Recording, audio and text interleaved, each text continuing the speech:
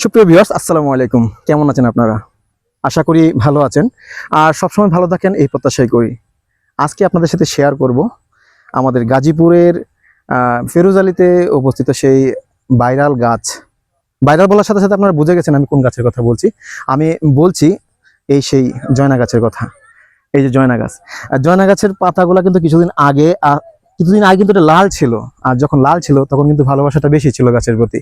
কিন্তু এখন দেখেন আমার পিছনে যারা আছেন তাদেরকে দেখতে পাবেন আপনারা, অল্প সংখ্যক লোক কিন্তু এখানে আছে, কিন্তু ভাইরাল সেই গাছটা কিন্তু গাছের জায়গায় আছে। কিন্তু আমরা মানুষ হুজুকে বাঙালি, গাছের পাতা যখন লাল হয় তখন আমাকে আসতে হবে, আর গাছের পাতা যখন সবুজ হয়ে যাবে তখন আমি তাকে দেখবো না।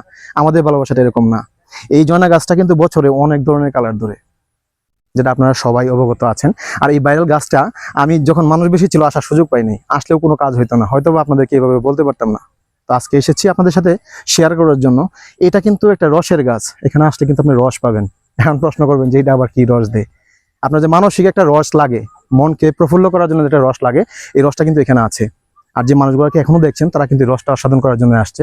আমিও কিন্তু এর ব্যতিক্রম কিছু না, আমিও আসছি এই রসটা উপভোগ করার জন্য। তবে আমি শুধু একা উপভোগ করতে চাচ্ছি না, যারা এখানে আসার কোনো পসিবিলিটি নাই, যারা সুযোগ পাচ্ছেন না, কর্মব্যস্ততার জন্য আসতে পারছেন না, তাদেরকে ঠিক এটা শেয়ার করার জন্যই কিন্তু আজকের এই আসা।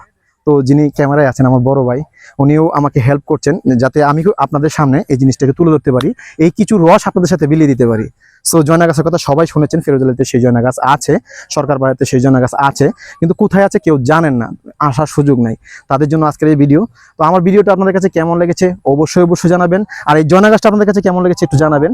লাল পাতা শেষে যখন সবুজ পাতার আকার ধারণ করেছে, পার্শ্ববর্তী সময় বা একটু যদি ক্যামেরার দিকে ধরেন, পাশে একটা সুন্দর একটা নদী।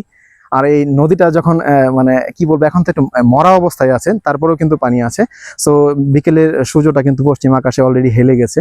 তো এমন একটা সময় যদি এই জায়গাটায় এসে এত সুন্দর একটা পরিবেশ নিয়ে আপনাদের সাথে শেয়ার করি, এই ভিডিওটা অবশ্যই তো লাইক কমেন্ট শেয়ার করার কথা। তো সবার কাছে রিকোয়েস্ট থাকবে, আপনাদের কাছে আমার ভিডিওটা কেমন লেগেছে অবশ্যই জানাবেন। আর একটা কথা না বলে পারছি না, আপনারা শুধু মানুষের পিছু যাবেন এটা না। একটা মানুষ এখানে গিয়েছে, এই জিনিসটা ভাইরাল, এটা আমাকে দেখতে হবে এরকম না। আপনি খুঁজে বের করবেন, আপনার দ্বারা কিছু ভাইরাল হবে, আপনি ওরকম কিছু সৃষ্টি করবেন।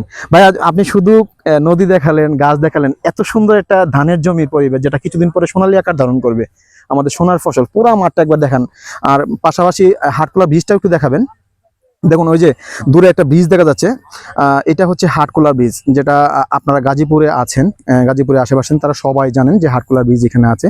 তো পুরো ভিউটা কিন্তু ভাইয়াকে একটু কষ্ট দিচ্ছি আমি, ভাইয়া কিন্তু পুরো ভিউটা আপনাদের সাথে শেয়ার করলো।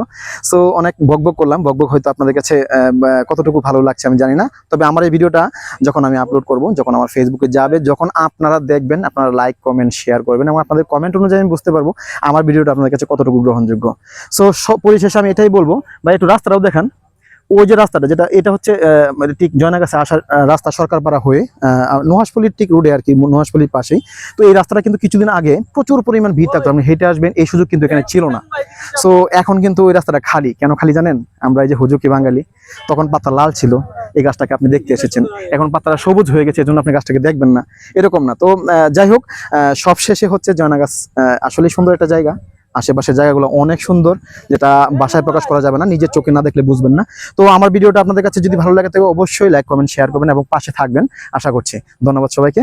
আসসালামু আলাইকুম রহমতুল্লাহি ওয়া বারাকাতুহু।